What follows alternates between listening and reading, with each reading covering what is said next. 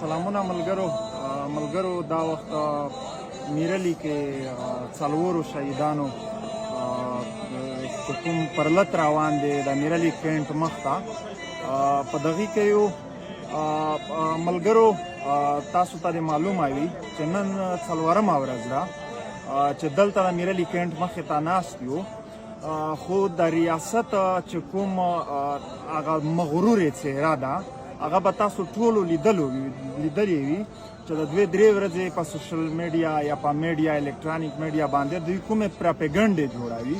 دوی کله ووایي چې دغه ماشومان انډیا وژلي دي، کله ووایي چې پلانی، کله ووایي چې ډینګی.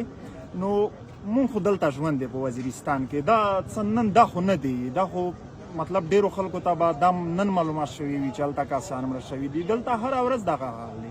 بېګش په دغه میرلی سره ټچ خیسور کې زنانه او ماشومان یې هلته هم دغه چې کومه ډرون دي دغې نه یې وویشتله، زخمي دي، د مرګ پته یې لا نه لګي، اسپتال ته یې وړي دي. نو زموږ دغه حال دی دلته وزیرستان کې. نن څلورمه ورځ ده، لا هیڅ داسې مذاکرات څه شی نشته دي. موږ دغه خبر درکوو چې که نن چېرته مذاکرات ونه شي دلته چې کومې د پرلت غوښتنې دي یا دغه ماشومان چې دلته یې جسدونه پراته دي، دې ته موږ هغه غوندې چې په مرګ باندې دوی ته خپل شناخت دوی غواړي چې دلته پراته دي. که نه وي دغه د یو چا د زړه ټوکړې دي، نو په مرګ هم هغه شناخت ورته غواړو چې آیا دا کوم دهشتګرد وي چې ریاست تا ووژل، دلته فوجیانو ووژل. نو دلته داسې نور هره ورځ داسې مړېږي. نو ملګرو نن به که خدای کول چېرته دلته مذاکرات ونه شول، نن به حرکت کیږي داسې په بنو، بیا داسې پېښور ته، نو چې څومره هم پښتانه یې، څومره هم پښتانه وینه ده په چا کې، هغه ټول یو خو کمپین هم را سره تیز کوي په سوشل میډیا باندې.